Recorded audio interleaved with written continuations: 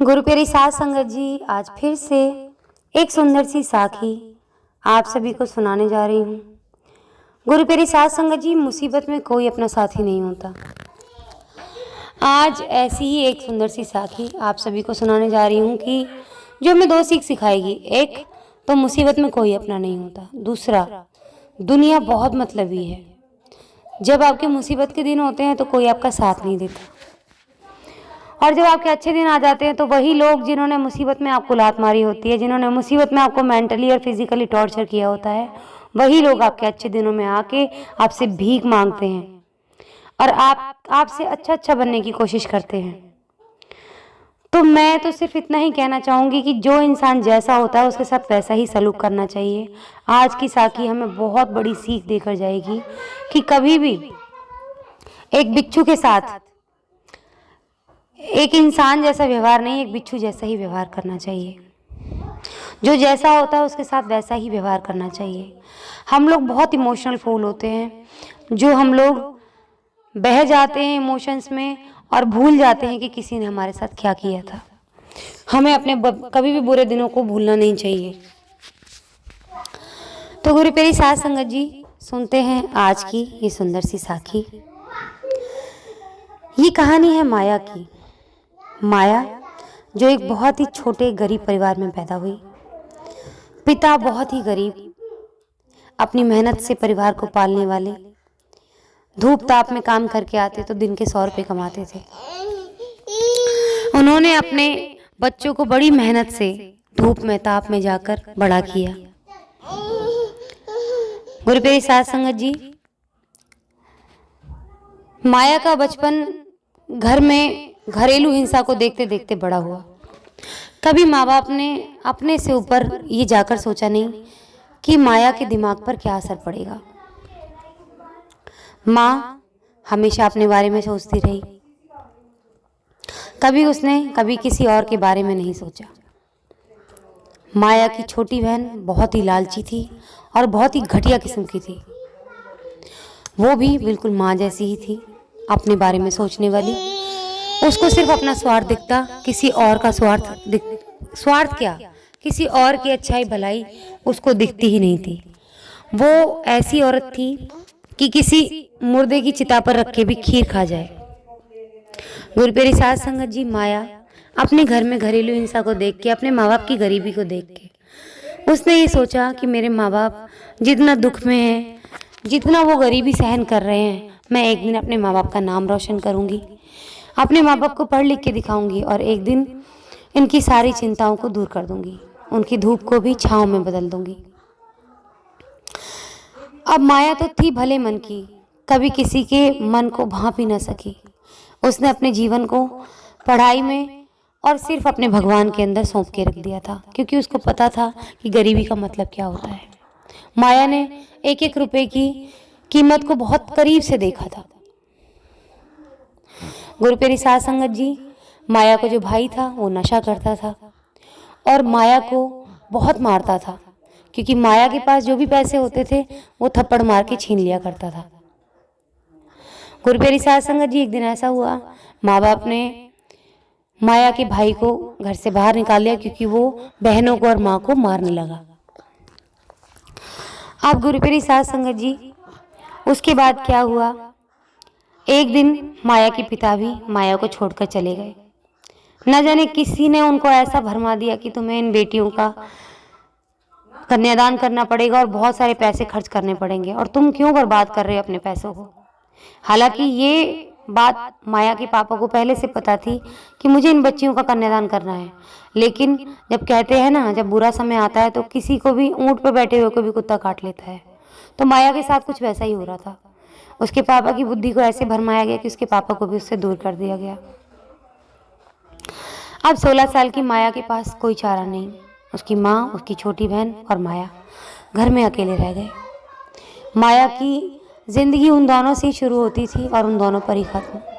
पर माया ये नहीं जानती थी कि सबसे बड़े दगाबाज यही हैं उसकी ज़िंदगी में। माया का उन्होंने जितना मर्जी किया, इस्तेमाल किया, उससे पैसा ऐंठते रहे, लेकिन जब बारी आई माया की ज़िंदगी की माया के परिवार में ऐसा होता था कि छोटी बहन की शादी हो जाती तो बड़ी बहन की शादी नहीं होती। तो गुरु पेरी सास संगत जी, माया की छोटी बहन ने क्या किया, लव मैरिज का फैसला कर लिया। और इस चीज़ से माया बहुत डरती थी। माया सोचती थी कि हम तीनों औरतें अकेली रह रही हैं तो हमारी समाज में बहुत बदनामी होगी। सब लोग यही कहेंगे कि बाप और भाई छोड़कर गए हैं तो इनके पर लग गए हैं, और किस तरह से माँ बाप का नाम कटवा रही हैं, ये माँ नाक कटवा रही हैं और कितना नाम नीचे करवा रही हैं। तो गुरु पेरी सास संगत जी, हुआ ये कि माया ने अपनी छोटी बहन को कहा कि मुझे शादी के लिए कुछ मोहलत दे दे, ताकि मैं भी अपनी ही जात में बिरादरी में शादी देख सकूं, ताकि मैं अपने माँ बाप की मर्जी के खिलाफ ना जाऊं, क्योंकि मैं लव मैरिज नहीं करना चाहती। मैं अपने परिवार में पढ़ाई के लिए, लड़कियों के लिए ऐसा एग्जाम्पल सेट नहीं करना चाहती कि पूरा खानदान ये कहे कि देखो लड़कियों को पढ़ाने का ये नतीजा होता है। तो गुरु पेरी सास संगत जी, लेकिन उसकी छोटी बहन ने एक ना सुनी, जबकि उसको बदनाम कर दिया गया कि ये तो शादी करना ही नहीं चाहती, और बहुत गंदे गंदे इल्ज़ाम उसके इज्जत पर उछाले गए। जब माया को ये डर लगने लगा कि मेरी इज्जत की बदनामी हो जाएगी और छोटी बहन ने शादी कर ली है, शादी करने का पक्का कर लिया है, तो वो डर गई। तो उसने भी अपनी कंपनी में जहाँ काम करती थी वहाँ से एक बिचौलिए ने उनको एक रिश्ता बताया। जल्दबाजी में माया की शादी हो गई। गुरु पेरी सास संगत जी, माया को नहीं पता था कि वो ऐसे नीच लोगों के यहाँ जा रही है। वो सोच रही थी कि अब मेरी शादी हो गई है, अब मेरी ज़िंदगी से दुख खत्म हो गए हैं, लेकिन उसके दुखों की शुरुआत शुरू हुई थी वहाँ से। हुआ क्या, जैसे ही माया वहाँ ब्याह के गई, उन लोगों को पता चला कि इन्होंने दहेज कुछ नहीं दिया, वो कुछ दहेज में कुछ लेके नहीं आई। माया से दिन रात दहेज के लिए कहा सुनी होती, और एक दिन तो इतना घटिया काम हुआ कि मारपीट पर उतर आए वो लोग। उससे पहले उन्होंने क्या काम किया, माया का सारा कन्यादान का पैसा छीन लिया, माया को दिन रात टॉर्चर किया, माया का ससुर के साथ नाम रख दिया गया। माया जो थी, माया ने एक दिन मेहंदी लगाई, उसके ससुर घर आए एक दिन और माया खाना बना रही थी। माया ने सिर पे मेहंदी लगाई हुई थी और मेहंदी गीली थी, और उसने अपने सिर पर पॉलीथीन बांधी नहीं थी, क्योंकि गीली मेहंदी पर बांधने से पॉलीथीन जो है वो गर्मी छोड़ती है और मेहंदी टपकने लग जाती है, इसलिए उसने वो मेहंदी अपने सिर पर लगा रखी थी और पन्नी नहीं बांधी हुई थी। उसके ससुर आए, उसने हमेशा की तरह अपने ससुर का बाप की तरह आशीर्वाद लिया पैर छू के। तो ससुर ने उसकी आंखों में आंसू देखे तो उसको कंधे पर सिर रख के कहा कि बेटा, तुझे घबराने की ज़रूरत नहीं है, तेरा बाप जिंदा है। जैसे तेरा बाप वहाँ जिंदा बैठा है तेरे मायके में, वैसे ही मैं यहाँ बैठा हूँ। तुझे किसी भी चीज़ की टेंशन करने की ज़रूरत नहीं है, क्योंकि उसके ससुर जानते थे कि उसकी सास और उसकी नंद माया की उसको कितना टॉर्चर कर रहे थे, और उसका घरवाला भी उसको कितना टॉर्चर कर रहे थे। गुरु पेरी सास संगत जी, उसने कभी नहीं सोचा था कि उसके ससुर भी उसके खिलाफ जाएंगे। उसकी सास ने पंचायत बिठाई, और पंचायत में सास के भड़काने पर ससुर ने कहा कि इसी ने आकर मेरे कंधे पर सिर टिका दिया था। माया की इज्जत के तार तार हो गए। माया ऐसे बिखर गई कि जिसको मैंने बाप समझा था, आज उसी ने मुझे बदनाम कर दिया। पंचायत के अंदर चूड़ा पहनकर बैठी हुई लड़की सबके ताहने सुन रही थी, सबकी गंदी बातें सुन रही थी। ऐसा लग रहा था किसी ने उसके कपड़ों को हाथ लगाए बिना ही उसका चीरारन कर दिया हो। गुरु पेरी सास संगत जी अंदर से टूट गई, बिखर गई, उसका मिसकैरेज हो गया। वो धक्का वो बर्दाश्त नहीं कर पाई, लेकिन फिर भी ज़िंदगी में आगे बढ़ने की कोशिश कर रही थी, क्योंकि उसका दुनिया में अपना कोई नहीं था। उसको पता था मायके में उसका कोई नहीं है, ये बात उसके पति को बखूबी पता थी, और इस बात का वो फ़ायदा उठाता गया, दिन ब दिन उसका फ़ायदा उठाता गया। एक दिन उसके माँ बाप ने माया को इतना मारा दहेज के लिए, गुरु पेरी सास संगत जी, उसने बचाने का ड्रामा किया कि अगर इसको चोट लग गई तो हम सभी केस में फंस जाएंगे। तो उसके पति ने बचाने की कोशिश की, तो उसके बाप ने उसका सर फोड़ दिया गलती से, क्योंकि उसका बाप माया के सिर पर वार करना चाहता था, तो वो वार उसके पति के सिर पर जाकर लगा। तो गुरु पेरी सास संगत जी, माया को बेवकूफ़ बनाने के लिए कि वो उसके माँ बाप पर केस ना करे, इसलिए उसके पति ने उसको कहा कि चल हम यहाँ से दूर चलते हैं, तेरे को यहाँ से ले जाऊँगा, तो ये इन लोगों से मतलब नहीं होना चाहिए। माया इतनी भोली थी कि माया ने अपने पति की बात सुन के अपने सास ससुर पर कोई केस नहीं किया। माया अपने पति को चोट लगी हुई थी, खून से लथपथ, फिर भी स्कूटी पर बिठाकर वो अपने पति को शहर ले आई। उसको अपनी चोट का दर्द का कोई अंदाज़ा ही नहीं था। उसको लगा कि मेरा सरताज मेरे साथ आ गया है, अब मुझे किसकी क्या ज़रूरत।